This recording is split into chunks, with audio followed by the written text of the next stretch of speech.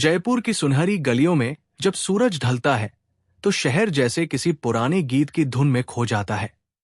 वही इस शहर के एक कोने में एक ऐसी कहानी जन्म ले रही थी जो आने वाले वक्त में लोगों के दिलों पर निशान छोड़ने वाली थी। रिहान, एक सीधा सादा, शांत और ख्वाब देखने वाला नौजवान, अपने छोटे भाई और बूढ़ी मां के साथ एक पुराने किराए के घर में रहता था। उसके पास पैसे नहीं थे, पर आंखों में एक चमक थी। कैमरे की लेंस में दुनिया को खूबसूरत दिखाने का जुनून था। वो पेशे से फोटोग्राफर था और रोज शहर की गलियों में शादी ब्याह, त्योहार और लोगों की मुस्कानें कैद करता फिरता था। एक दिन जब वो जयपुर के मशहूर बाजार में किसी दुल्हन की तस्वीरें ले रहा था, तभी उसकी नजर एक लड़की पर पड़ी जो फूलों की माला बेच रही थी। उसका नाम माही था। साधारण कपड़ों में, चेहरे पर थकान, लेकिन आंखों में ऐसी गहराई कि जैसे उसके भीतर सैकड़ों अधूरी कहानियां बंद हों। जब रिहान ने पहली बार उसके मुस्कुराने की झलक देखी, कुछ उसके दिल में चटक गया। वो मुस्कान उसके कैमरे में नहीं, उसके सीने में उतर गई। धीरे धीरे दोनों की मुलाकातें बढ़ी। पहले वो सिर्फ फूल खरीदने आता, फिर बातें करने लगा। माही की हंसी और उसकी आंखों में छिपा दर्द, दोनों ने मिलकर रिहान को बदल दिया। वो समझ गया कि ये लड़की किसी टूटी हुई दुनिया से आई है, जहां भरोसा करना भी एक गुनाह माना जाता है। लेकिन हर कहानी की तरह इस मोहब्बत की जड़ें भी दर्द से सींची जा रही थी। माही का असली नाम मायरा था और उसका अतीत उतना ही काला था जितना किसी अधूरी रात का साया। उसका परिवार जयपुर के एक बड़े लेकिन गंदे कारोबार से जुड़ा था।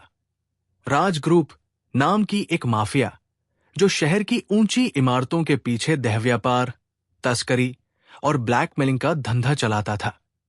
मायरा को बचपन से ही इस जाल में फंसाया गया और जब वो 17 की हुई तो उसने भागकर अपनी नई पहचान माही बनाई ताकि इस नर्क से खुद को आजाद कर सके।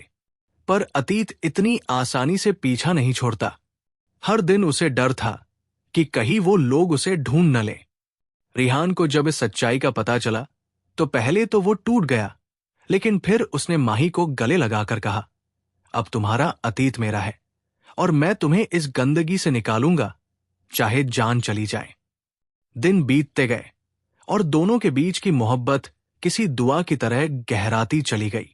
वो रातें जब जयपुर की हवाओं में ठंडक घुल जाती थी, दोनों किसी सुनसान छत पर बैठकर अपने सपनों की बातें करते। कभी हम दोनों अपना छोटा सा घर बनाएंगे जहां सिर्फ कैमरे की क्लिक और फूलों की खुशबू होगी, माही कहती और रिहान मुस्कुरा देता। लेकिन किस्मत को कुछ और मंजूर था। एक दिन माही का छोटा भाई, जो अब राज ग्रुप के लिए काम करता था, उसकी तस्वीरों में कहीं दिख गया। राज के आदमियों को पता चल गया कि माही जिंदा है। रात होते होते शहर के हर अंधेरे मोड़ पर उसकी तलाश शुरू हो गई। रिहान ने तुरंत फैसला किया, हम भागेंगे आज रात। उन्होंने एक पुरानी कार ली और जयपुर की सीमाओं की ओर निकल पड़े। लेकिन उन्हें नहीं पता था कि मौत भी उसी रास्ते पर उनका इंतजार कर रही है। रात के करीब 12 बजे जब दोनों एक सुनसान सड़क से गुजर रहे थे, तभी पीछे से 2 काली गाड़ियां आई।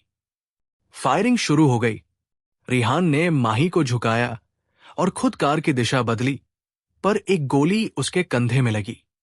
माही ने चीखते हुए उसे पकड़ा, नहीं रिहान, तुम कुछ मत बोलो।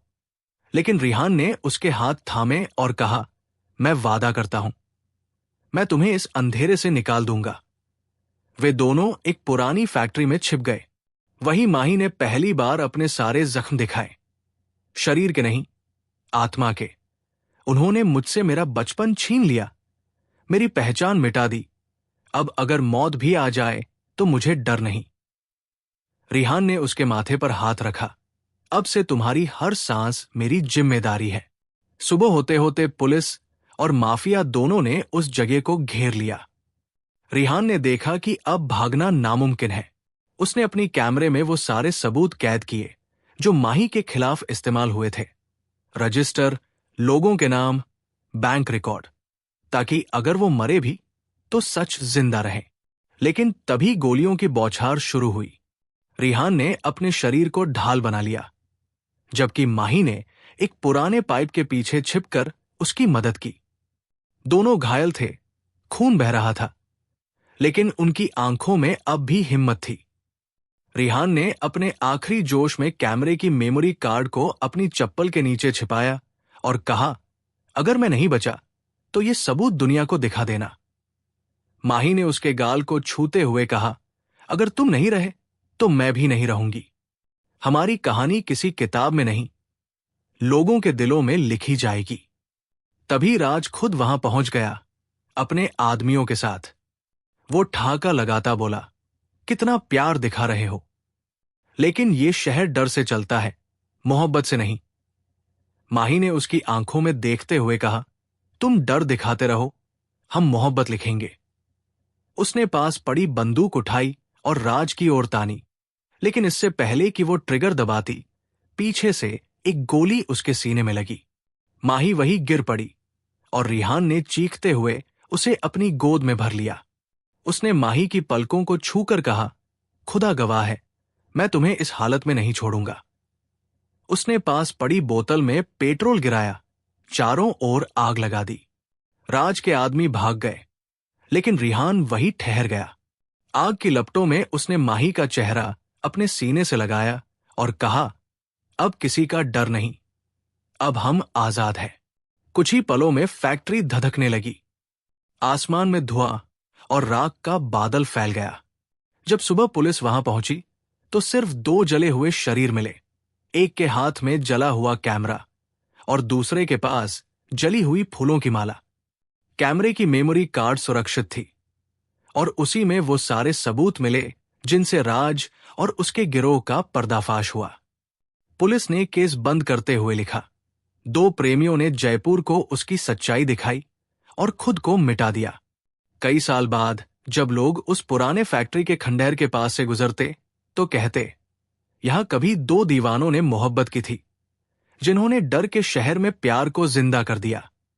कहा जाता है कि जब रात में वहां हवा चलती है तो कैमरे की क्लिक जैसी आवाज आती है और फूलों की खुशबू महसूस होती है। शायद रिहान और माही अब भी साथ है, बस इस दुनिया से थोड़े दूर, जहां प्यार को किसी डर की जरूरत नहीं होती।